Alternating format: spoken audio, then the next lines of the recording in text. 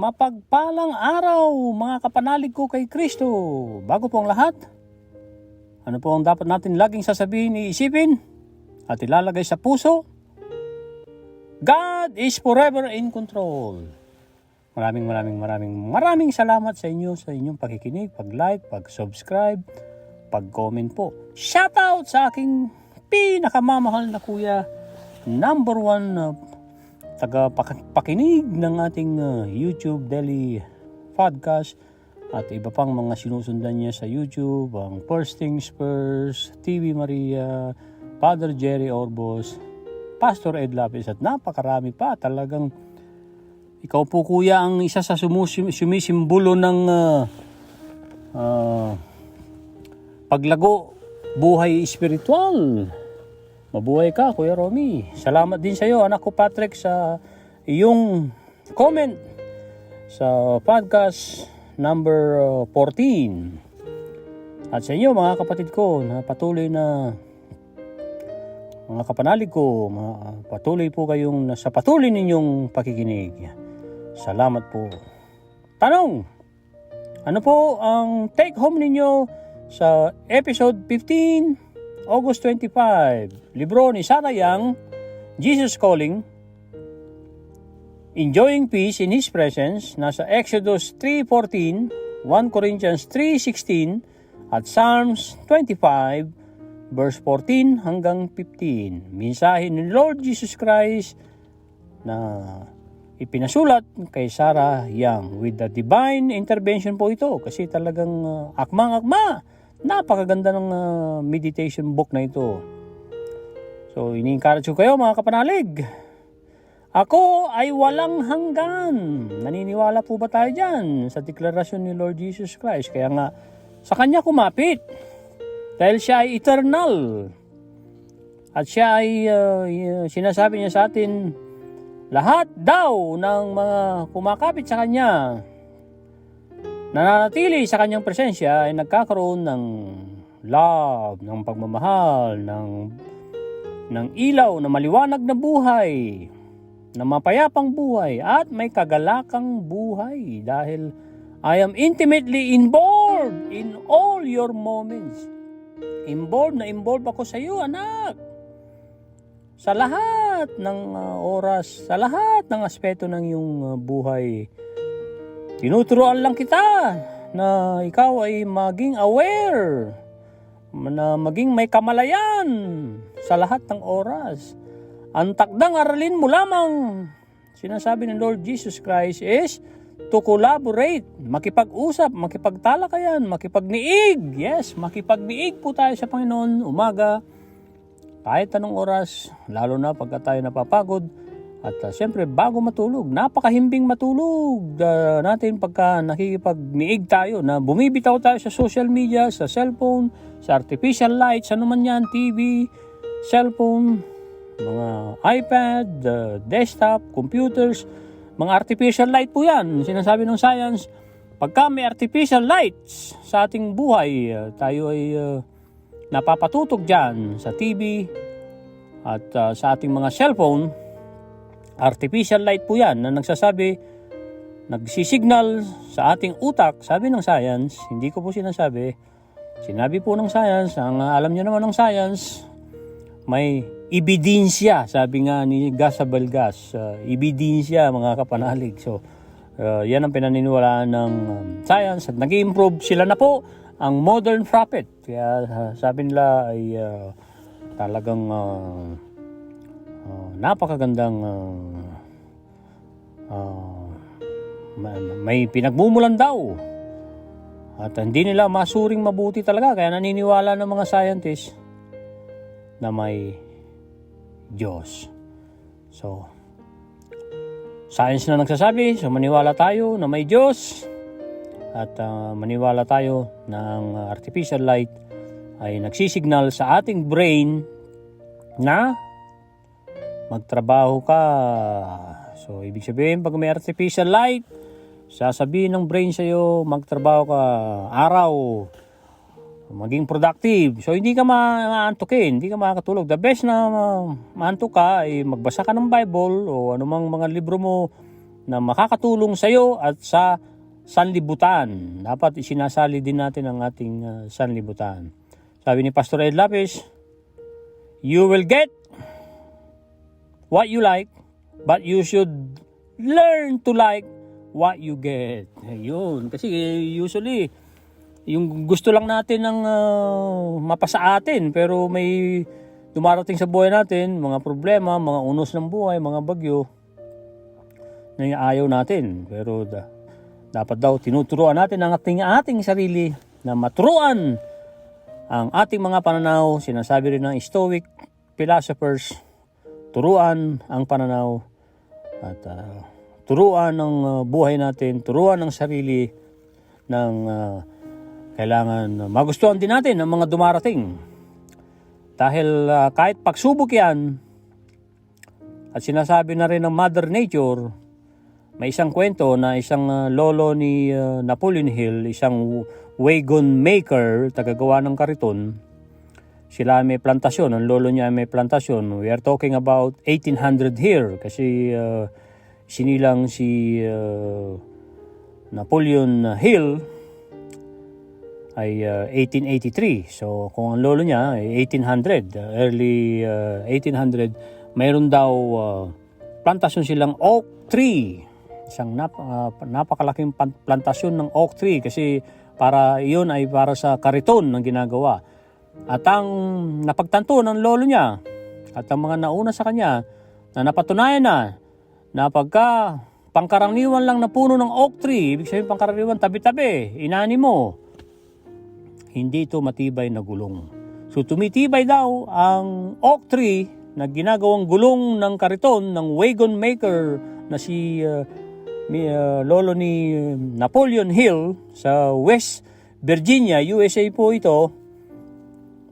Pagka umaani sila ng oak tree, nagtitira sila ng ilan. Kung imagine niyo 100 oak tree ang nakatanim, magtitira sila ng mga 20 or 15, and then iwahiwala yun para may distansya. Kasi usually nga ang oak tree ay tabi-tabi yan eh. Siyempre kung tatanim mo, the more na marami kang maitanim na oak tree, the more the better, para marami kang mapakinabangang kahoy. Nung araw oak tree.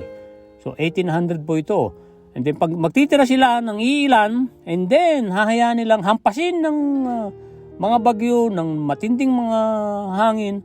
Pag nakasurvive yung mga oak tree na yon, hindi sinabi kung gaano katagal nilang hinahayaan bago nila tuluyang aanihin. Parang kawayan na pag may panahon ng pag-aani ng kawayan, pagpuputol ng kawayan, kasi pag hindi panahon, bubukbukin. So, napatunayan na nga na pag hinampas ng mga bagyo, malalakas na hangin, ang mga kahoy ay tumitibay. Kaya pag inaani nila sa tamang panahon na nahampas ng napakaraming malalaking hangin, malalakas na hangin, matibay na matibay ito. Pag ginawang gulong ng kariton ay timber, ibig sabihin matigas at hindi ito kaagad nababasag. Hindi tulad ng mga hindi dumaan sa matitinding bagyo na oak tree, pangkaraniwan lang. So, yun. Ganun daw ang buhay din ng tao. Pag maraming bagyo sa ating buhay, mas tumitibay po tayo. Ini-encourage ko kayong pakinggan ang bagong YouTube video ni Dr. Willie Ong, tips para yumaman. Ano yung dapat natin gawin para yumaman daw. At hindi lang health tips ang tinuturo ngayon ni Dr. Willie Ong. Namangha ako kasi nagbasa daw siya ng matinding libro na na-click ko lang, hindi nagmaneho ko, hindi ko nakita yung libro, pinakinggan ko lang sa aking cellphone na naka-attach sa aking sasakyan, audio. So malakas yung aking sa speaker ng aking sasakyan. So nung pinakikinggan ko, napakaganda ng mga tips at binili niya raw yung libro na yun. Kahit na napakamahal kasi alam niyang makakatulong at nandoon ang mga tips kung paano yumaman. At ang mga mayayaman ay 3 daw ang kanilang ginagawa. Sila ay kind, sila ay mababait. Pangalawa, sila ay mabababa ang loob. We are talking about 1% na super yaman, hindi lang yung nakakaangat ng konti. Super yaman ang sinasabi po dito. Kaya nga 1% lang mayaman sa buong mundo or 2%, 3%, pero maliit na persento. Ang tunay na mayaman, kahit maglaho na sila rito, mayaman na mayaman pa rin ang kanilang mga iiwanan. Lalo na pag na-manage din ng kanilang mga descendants ang kayamanan. Dahil pag di na-manage, mawawala ito at maglalaho. So lahat naman ng bagay pag hindi mo na-manage. Kaya nga ang oras ay dapat minamanage. So, ang pangatlo na ginagawa ng mga super mayayaman, sabi ni Dr. Willie Ong sa libro niya, hindi ko na intindihan kung ano yung title, balak ko nga pakinggan ulit sa grasya ng Panginoon, ay empathetic, maawain. Pag may nakikita silang halimbawa nagbabaybay sila sa kalye, nagdadrive sila or pinagdadrive sila ng mga driver nila, nakikita nila yung mga pulubi dyan, naawa sila. Hindi lang sila magbibigay ng isda. Gumagawa sila ng paraan para magkaroon ng knowledge yung mga pulubi o mga mahirap nang sila na mismo ang mangingisda. Kasi pagka binigyan mo lang ng isda, after niyang maubos ang isda, manghihingi uli sa'yo ng isda. So, dapat talaga ang tulong ay siyempre kasama na din ang pagdarasal, na i-bless mo yung tao na yon, hindi mo kukuntinahin kasi ayaw din naman yung naging mahirap siya, nasadsad lang siya eh. So, may mga ginawa siya naging mahirap sa kanya. So, yung mga yumaman ay ano po ang tatlong sikreto? Kind, humble, number 3, empathetic. Empathy. Ang ating Panginoon ay super empathetic. Dahil kung hindi siya empathetic, mga kapanalig, matagal na tayong wala rito sa mundo. Dahil nung araw nga, nagdesisyon siya sa panahon ni Noah na napakasama ng mga tao. Sabi niya, pinagsisisihan ko. Nakagawa pa ako ng mga tao na ubod ng sama. Sabi niya, sa Genesis pa tayo rito Genesis pa. Panahon ni Noah. So kaya lang nakita niya ang puso ni Noah na napaka mabuting loob, mabuti sa isip, mabait sa gawa. Doon niya dinesisyonan na i-preserve si Noah. So you know the story. Right? Mga kapanalig ko kay Kristo. So ako ay walang hanggan. Kung ang iyong, sabi ni Lord Jesus, ang iyong isip ay gumagala-gala, hindi mapakali, ang pinaka mabilis na paraan ay turuan mo yung isip mo na yan na mapunta sa akin. Yung isip mo ay dapat mapunta sa akin at ang gagawin mo ay ibulong mo sa sarili mo ang pangalan ko. Wow! Pag sinabi mong God is in control, itong pinagdadaanan ko Lord, hindi ko kakayanin to kung wala ka. Iyon ay humility na talagang kailangan natin ng Panginoon. Siyempre, maawa sa'yo, mahabag sa'yo. At dapat totoong-totoo kasi nga hindi mo kakailaan totoo sa Panginoon. Alam niya ang isip mo, alam niya ang nasa puso mo.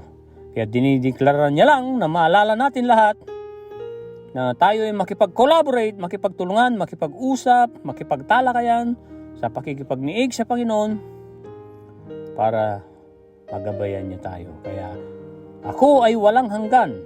Yan ang mensahe sa episode 15 na nasa kaloob-looban dapat natin yan sa ating innermost being.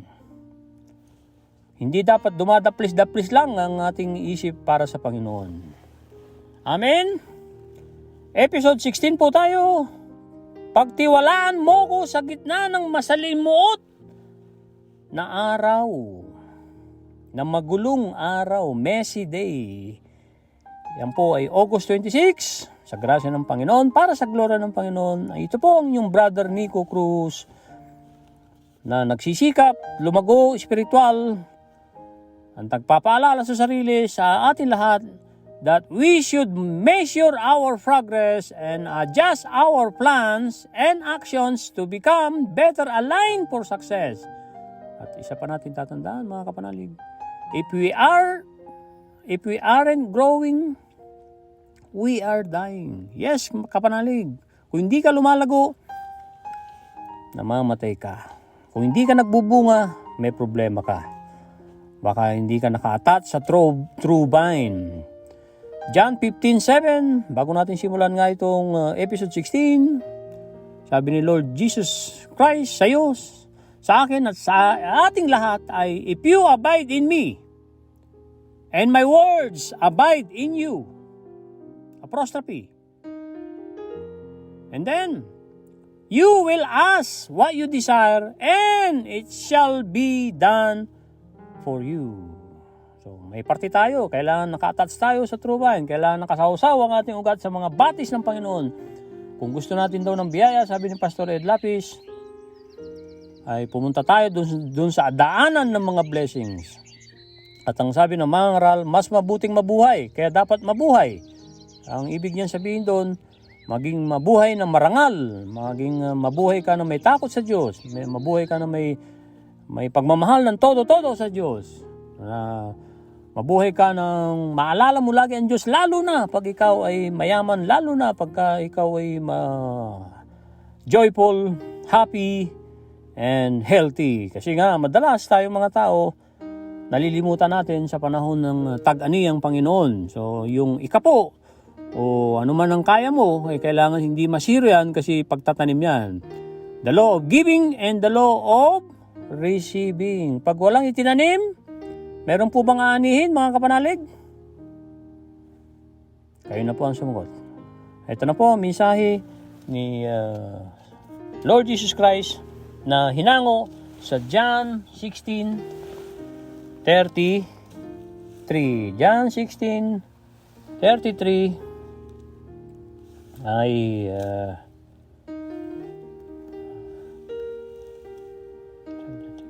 ito. These things, plural po ito. These things I have spoken to you, that in me you may have peace.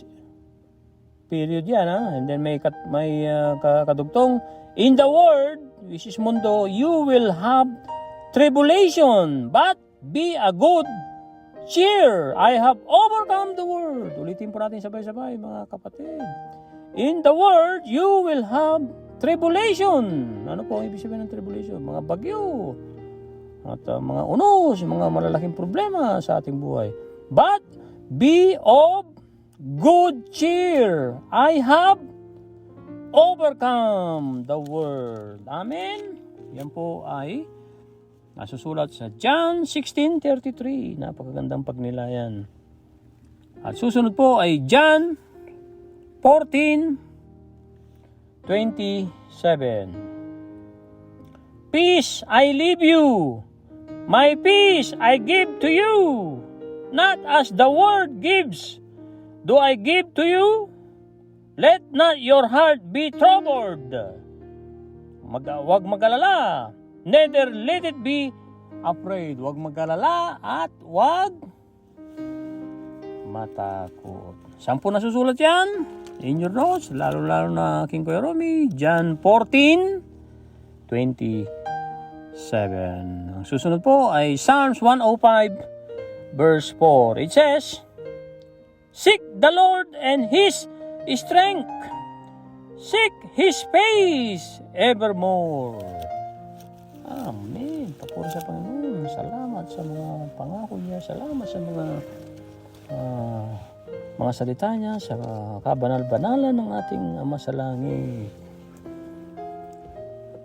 Ang una pong talata, dito po sa episode 16, trust me in the midst of a messy day.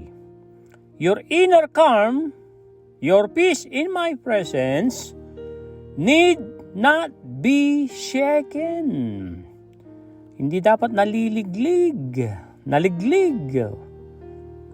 Nasa atin din ang parte natin. Kahit anong bagyo yan, kung kalmado ka sa panloob mo, innermost being mo, lang nangyayari sa labas, hindi mo naman kayang kontrolin yan at lilipas yan. This too shall pass. Dapat ang isa sa ating binabanggit sa ating sarili. Yang this too shall pass, ang pugaling na salita yan. This too shall pass. Base sa pagsasaliksik ko din, correct me if I'm wrong mga kapanalig, minsan daw ang mga wise men pumunta kay King Solomon.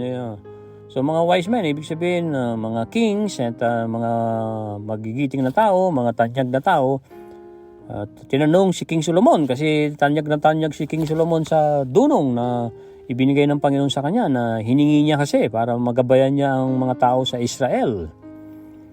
So kung magkakaroon tayo ng mga words, a few words, King Solomon, ano ito? Ito ay magagamit natin sa panahon ngayon at sa panahon ng mga darating pa. Ano man ang pinagdadaanan natin, ano ang dapat nating isipin, sasabihin, King Solomon? At ang sabi ni King Solomon, wala po ito sa Bible at baka hanapin niyo po sa Bible. Alam ko, wala po ito sa Bible. Na-research ko lang itong saan galing itong this too shall pass. Sabi ng impormasyong nakuhanan ko, ang sagot ni King Solomon, yung salita na yan ay this too shall pass. Yan ang sagot niya dun sa tinanong ng mga katulad niyang mga hari at mga wise men, na ano man daw ang ating pinagdadaanan, ano man ang kalagayan ng buhay mo, kung ikaw ay tanyag, ikaw ay hari, katulad ni si King Solomon, lumipas din siya, di po ba? Ang kayamanan, ang kagalakan ay lilipas yan. Kahit na kasakitan, lilipas din yan. At ang Mother Nature, alam niya, pinaka-the best na accountant. Sabi ni Napoleon Hill, pag umabuso ka ng withdraw, hindi ka nakatulog ng mahabang panahon dahil sa pagsusumika mong pagkamal ng pera. Kaya sabi niya yung mangangaral, kahangalan ng pera lang lagi ang nasa isip. Dahil ang kamatayan mo, sabi ng mangangaral, ay parang hangin, hindi mo kayang pigilan. At ang kayamanan ay hindi nadadala nga sa langit. So, okay, yan ang ating dapat nating tandaan, na lahat ay lilipas. Pero si Lord Jesus Christ ay hindi siya lilipas. Siya ay noon, ngayon at magpakailanman. So, wag tayong matakot. Oo, may bagyo. Oo, may gera. Oo, may mga away. Pero or may economic crisis. Pero pag nagtiwala ka ng todo sa Panginoon, dahil yun ang sabi ni Lord Jesus Christ dito sa episode 16, ay hindi dapat tayo naliligalig. Mas kalmado, mas maganda, at para ma-enjoy natin ang ating maiksing buhay. At by going on around you, my presence need not be shaken by what is going on around you. Though you live in this temporal world, your innermost being is rooted and grounded in eternity. When you start to feel stress, past tense, kung daw ikaw ay nababagabag ng todo-todo, detach yourself from disturbances around you. Sabi ni Pastor Ed Lapis, kung maraming bumabagabag sa iyo, bumitaw ka dyan. Marami kang nagawang utang, bumitaw ka sa pagkakautang mo. Hindi ibig sabihin kakalimutan mo na utang mo. Yung iba ay malilimitahan mo na kailangan bayaran niya mga utang na yan. At huwag ka nang uutang ng basta-basta. Yun ang ibig sabihin dyan. At kung magulo ang buhay pamilya mo, ay dapat pinananatili ang harmony. May magagawa ka eh. Kahit sabi na nga ni Pastor Lapis, wala nang gulo sa buhay mo, pero gumagawa ka pa rin ng gulo. Eh, hindi yan detaching na pinagagawa sa atin ng ating Panginoon. Detach yourself from disturbances around you. Instead of desperately striving to maintain order and control in your little world,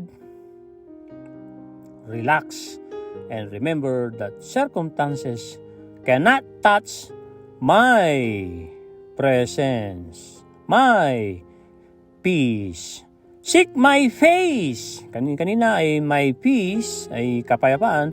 Seek my face, may pagmumuka. And I will share my mind with you, opening your eyes to see things from my perspective, pananaw. Do not let your heart be troubled, and do not be afraid. The peace I give you is sufficient for you. The peace I give you is sufficient for you. So, trust me, magtiwala ka lang sa akin. Anong ibig sabihin ni Lord Jesus Christ? Magtiwala ka lang. Kung tatanungin mo daw ang mga super yaman kung anong investment. Halimbawa itong investment A, alam mong maganda. Tatanungin mo ang super yaman na halimbawa si Pedro. Mr. Pedro, super yaman po kayo. Ano po ang may papayong magandang investment? Matanyag po itong investment A. Anong sasagot ni super yaman Pedro? I'm not sure. So, ibig sabihin, ang mindset ng mga super yaman ay walang kasiguruhan. Sinusugan yan ni General Douglas MacArthur. Sabi niya na madalas i-share sa mga libro ni John C. Maxwell at narinig ko rin niya sa iba. There is no security in this world. There is only opportunity. Walang sekuridad kasi nga lahat tayo lilipas. Kung mayaman ka ngayon, kaya nga this too shall pass sabi ni King Solomon di po ba? Kaya lahat ay lilipas, walang kasiguruhan. Mayroon lang oportunidad, sabi ni General Douglas MacArthur. Mayroon lang oportunidad, walang security. Kung ikaw ay nag-aalala sa security mo, sa pwesto mo, sa trabaho mo, sa kumpanya mo, walang sigurado. At if God is willing, yan lang lagi natin dapat ng mindset, ay ipagpapatuloy ko itong ginagawa ko, kamo kung ano yung ginagawa maganda, lalo kung kinalulugdan ng Diyos. Kung ay hintulutan ka ng Panginoon, with God's grace. Humility po yan, ang ibig sabihin niyan, with God's grace, sa grasya ng Panginoon. At if God is willing, halimbawa pupunta ako sa ganyan, iniimbita ako, magninang, gagawin kang panauhing pandangal, ang sagot mo, hindi po, for sure, hindi po kinalulugdan ng Diyos ang for sure na sagot na ikaw ay sigurado makakarating sa pag-iimbita sa iyo kung next year or for the next couple of months or next month. Dahil hindi ka siguradong nandito ka pa bukas or next week. So, if God is willing, sabihin mo, iniimbitahan nyo ako dyan, salamat sa imbitasyon. If God is willing, sa grasya ng Panginoon, ay darating ako. Diba? Napakagandang sagot. At siyempre, papayagan ka ng Panginoon dahil nag-submit ka sa Kanya Nakinikilala mo siya na siya ang tagabigay ng araw. Ang ating buhay ay binibigay lamang ng Panginoon. At sa bawat gawa daw natin ng karangalan para sa Diyos, dangal para sa Diyos, ay gumagawa tayo ng ating sariling bahay sa langit. Ayon yan kay Pastor Ed Lapis. Amen? Maraming salamat po mga kapatid. Ito po ang continuation. When you start to feel stress, detach yourself from the disturbances around you. Instead of desperately striving to maintain order and control in your little world, relax and remember that circumstances cannot touch my kapayapaan. Ang kapayapaan ni Lord Jesus dito ang sinasabi niya. Seek my face, inulit-uli niya, and I will share my mind with you, opening your eyes to see things from my perspective. Do not let your heart be troubled and do not be afraid. The peace I give is sufficient for you. Wow! So, kung ikaw raw ay nagsisimula ng hapuin at malambot sa mga bagyong sinusong mo, tanggalin mo lang ang sarili mo sa lahat ng mga nag-iistorbo sa iyo, anumang mga problema yan, problema sa anak, problema sa magulang, problema sa kapatid, so on and so forth, na parang alam mo pumapaligid sa iyo. Kaysa naman daw desperado kang sikapin mo i-maintain, panatilin ang order ng iyong buhay na hindi mo naman kayang kontrolin ng panlabas, ay mag-relax ka lamang, sabi ng Panginoon. At tandaan mo ng todo-todo, sabi ni Lord Jesus Christ dito, that lahat ng mga circumstances, lahat ng mga pagsubok, mga bagyo, problema sa buhay mo, ay hindi kayang galawin ang aking kapayapaan, sabi ni Lord Jesus. Ang aking kapayapaan na binibigay ko sa iyo, anak. Kaya nga binasa natin doon sa John 16:33, di po ba? At John 14:27. Nagpapaanyaya ng peace ang ating Panginoong Jesus. Kaya anong pinagagawa sa atin sa susunod? Seek my face. Ibig sabihin, magtiwala tayo sa Kanya. Ibigay natin ang kapayapaan. Hanapin natin ang kapayapaan sa ating Panginoon. Pag mapayapa ang ating buhay, ay magiging mapayapa ang ating tahanan, lalo na pag sumisimbolo tayo ng kapayapaan, pagmamahalan, di ba? Ano yung 3 secrets ng mga mayaman? Sinari Dr. Willie Ong. Shout out sa iyo, Dr. Willie Ong. Maraming salamat sa iyo sa mga health tips mo, pati sa kagustuhan mong kami ay yumaman din. At sabi mo nga, ang pinakamahirap sa lahat ay magkaroon ka ng unang milyon sa buhay. Unang milyong pera sa buhay mo. Pag nagkaroon ka niyan, i-time deposit mo lang, sabi ng mga mayaman, 5%. At time deposit, secure. Sa bangko, pinakamababa na yun, 5%. Huwag ka nang maghangad ng super laki, limbawa 12%, 20%, sabi ni Dr. Willie Ong dun sa binasa niyang libro. Sa karanasan ng mga mayaman tulad ni Warren Buffett, ang ilang milyong dollars noon, 40 to 50 years ago ni Warren Buffett, ay ngayon ay multi-million pesos na. Di ba? Madalas natin sabihin, ang almost $1 a day na ininvest sa napakagandang investment, like 5%, 7%, nag-rule sa panahon, nagpagulong-gulong mula sa panahon ni Lord Jesus Christ hanggang ngayon. Magkano na ngayon yan? A couple of $1 trillion na po yan kung i-convert yan sa pera, dahil nga compounds, walang tigil, na nadadagdagan base sa panahon. Kaya tanggalin na natin ang isip na yumamang mabilis. Dahil pag yumaman tayo mabilis, malamang hindi ka loob ng Panginoon yan.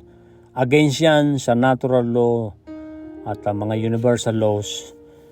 Mawawala din sa yan. Baka bigay ni Diablo yan, pinapadama ka lang. Dahil ang Diablo dumating para pumatay at sirain ang buhay natin. Yan ang dapat nating alalahanin sa John 10:10. Pagka hinanap natin ang kapayapaan kay Lord Jesus Christ, ano mangyayari sa atin? Ano pangako niya sa atin? Ibabahagi ko ang aking isip sa iyo, anak. Woohoo! Bubuksan ko ang iyong mga mata para makita mo ang mga pananaw ko. At ang isa pa niyang pinapagawa sa atin today sa episode 16, huwag mong hahayaan ang puso mo na magulo, na balisang-balisa. Opo, na balisang-balisa ang puso mo, kapatid. Di ka na makakain, di ka na makatulog. Problema dito, problema doon. Ano kaya kung ganitong mangyayari? Ano? Natatakot ka na ikaw din ang gumawa ng multo sa buhay mo. Hypochondria, ang isa sa dapat nating iwasang siner ni Napoleon Hill ay ang hypochondria ay imaginary illness. Kung iniisip mo lagi sinasabi mo, magkakasakit ako, hindi ka mabibigo, kapatid. Kaya nga, ang utos ni Lord Jesus Christ sa atin lahat, huwag tayong mabalisa, huwag tayong matakot. Ang kapayapaan na binibigay ko sa inyo ay sapat sa iyo. Sabi ni Lord Jesus Christ dito, the peace I give you is sufficient for you. Sufficient ay sapat. Amen? Sangayon po ba tayo? Hopefully nakatulong ng malaki sa atin ito. At na-notes natin. Subukan nating reviewin, i-digest ang mga notes. At pakinggan uli ito. Repetition is the mother of skills. Si Jim Rohn, nung narinig ko sa kanya, siya ay seryoso sa buhay. Student of life. Sabi niya, I am a student of life. When I changed my philosophy from philosophy of blaming, I blame the sun, I blame the government, I blame my relatives, my cynical relatives, I blame them na hindi nila ako pinapautang, I blame my sahod, I blame my taxes. Ano pang natira? Sinisi ko na ang lahat, sabi niya. So, nung I changed my philosophy, after 6 years, I become millionaire, sabi niya. Because I changed my philosophy. Yung pa rin ang mga cynical ko, mga neighbors, mga kapitbahay, relatives, ganyan pa rin ang taxes, ganyan pa rin, tumataas pa nga ang bilihin. Pero, ang tanong, bakit naging milyonaryo ako in 6 years? Sabi ni Jim Rohn. Dahil, nagpalit siya ng philosophy, nagpalit siya ng isip. Na very Christian itong si Jim Rohn din. Napalaki siya ng kanyang magulang in a good way, great way, at may takot sa Diyos, farmer, at laging nagka-capture ito si Jim Rohn. Capture what impacts your life, what helps your life. Halimbawa, kumain ka sa restaurant, masarap, capture it. Ibig sabihin ng capture ay tandaan mo, hindi mo nanakawin capture, ay tatandaan mo, isusulat mo kailangan at ibabahagi mo. Kung may mga quotes, motivation, mga sermon, sabi ni Jim Rohn, nung minsan daw sa Carmel, California, napadayo silang mag-asawa na dumalo sa church. Napadaan sila sa lugar, na taong linggo, dahil very Christian si Jim Rohn sa kanang asawa niya, ay nagsimba sila. And then, sabi niya, ang ganda-ganda ng sermon, classic sermon. Sabi niya, classic sermon. Anong ginawa ko? Bumunot ako sa aking Amerikana, sa kalublob ng Amerikana ng aking notes, ang aking ballpen, at sinusulat-sulat ko na. At tingin ko, tinitignan ako ng mga katabi ko, sino kaya itong dayuhan na ito na nagsusulat? Sabi niya, kukunin niya lahat ng mga impormasyon. Sabi ni Jim Rohn, I did! Kinuha ko mga impormasyon. Isinulat ko. Isinabuhay ko. At ang tanong, sabi ni Jim Rohn, sino kaya ang gumagawa noon? Ilan kaya ang katulad ko na serious student? Serious student ng buhay. Sino ang katulad ko? Wala. Sabi niya doon sa simbahan na yun, 150. Kaya hindi naman sa pagbubuhat ng sariling bangko, mga kapanalig. Kung makikita nyo akong pumapasok, para akong estudyante, ang dala-dala ko lagi, hindi yung mga tools na pang cleaning. Ang dala-dala ko, dahil cleaning guy ang inyong lingkod, ang dala-dala ko ay mga libro. Kahit saan nyo ko imbitahin, ang dala-dala kong hand carry ay libro, notebooks, at iba pa. At ready, lagi ako. Madalang ako, walang ballpen sa aking bulsa. Kasi napakahalaga ng ballpen. Kung may susulat ka, kahit wala kang papel, pwede mo isulat sa palad mo Unethical, pero kung wala kang pagsusulatan, di ba? Kung may papel ka nga, kung wala ka namang ballpen, lapis, wala din. Hinalimbawa ko yan binibiro ko ang aking Reyna Rosa. Sabi ko, ready ako laging kung may magpapapirma ng milyones dyan ako at ipamamana nila sa akin. Ready ako. Ito yung ballpen. para permahan mo na yung pamana mo yan sa akin. So, ibig sabihin, kung may magpapaperma ng kontrata sa cleaning at iba pang mga ibibigay ni Lord Jesus, dapat nakahanda tayo. Dapat seryoso tayong estudyante. At siyempre, ang una nating aaralin ay mga salita ng Diyos, mga kapanalig. Dahil tumarating tayo sa buhay natin, nasasadsad tayo, nararak-bottom tayo. Pero ang kapayapaan na gustong ibigay sa atin ni Lord Jesus Christ, ang Lord ng mga Lord, ang the Alpha and Omega, the first and last, the beginning and end, the Redeemer, and our provider and our friend, tinawag tayong kaibigan kahit kataas-taasan Diyos siya. Wow, napakapalad natin. Sino ba tayo sa new universe? Tignan natin. Sino ba tayo sa universe? Napakakatiting nating mga tao kumpara sa napakagandang magnificent na creations ng ating Ama sa Langit. Pero pinahalagaan tayo. Siya ang unang nagkusa na makipagrelasyon sa atin. Dapat, alam natin yan mga Kristiyano. Kaya dapat, i-share natin, ibahagi natin ng mga salita ng Diyos. Itanim natin. Huwag tayong mag-alala. At kung walang pag-asang magtanim, walang chance na magtanim, ay makita sa aking ginagawa natin. Kung hindi natin masabi, walang pagkakataong magsalita na ikaw ay super Diyos at ma-share mo ang mga paborito mong salita ng Diyos, pangako ng Diyos, ay dapat nakikita sa atin. Dapat tayo giver, dapat tayo mga kind, dapat tayo mga humble dahil humble ang ating Panginoon. Dapat tayo empathetic kasi maawain at mahabagin ang ating Panginoon.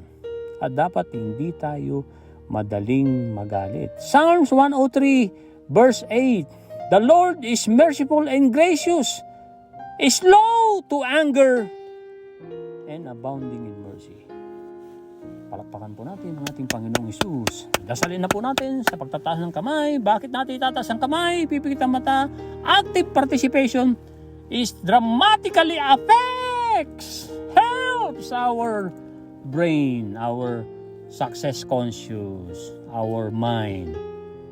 Opo, sa mind nagsisimula ang lahat. Kung ikaw ay gapi ngayon, ikaw ay talunan ngayon, dahil nagsimula yan sa mind mo. Kung ikaw ay laging panalo, isi-celebrate mo ang buhay. This is the day that the Lord has made. Let us rejoice and be glad in it. Sa Psalms 118:24 ay tagumpay po yan. Dahil nandito ka, dahil pinayagan ka ng ating Panginoon. Holy Spirit, I accept your invitation to love your words, to embrace your words, and to walk in total obedience to your words. In Jesus' name, Amen. Amen. Papuro sa Panginoon. Maraming salamat sa inyong muli. Shoutout sa aking Kuya Romy na sinasaluduan ko ng todo, pati loyalty pledge. If you work for a man, for in heaven's name, wow, talagang napakagandang loyalty pledge. Work for him.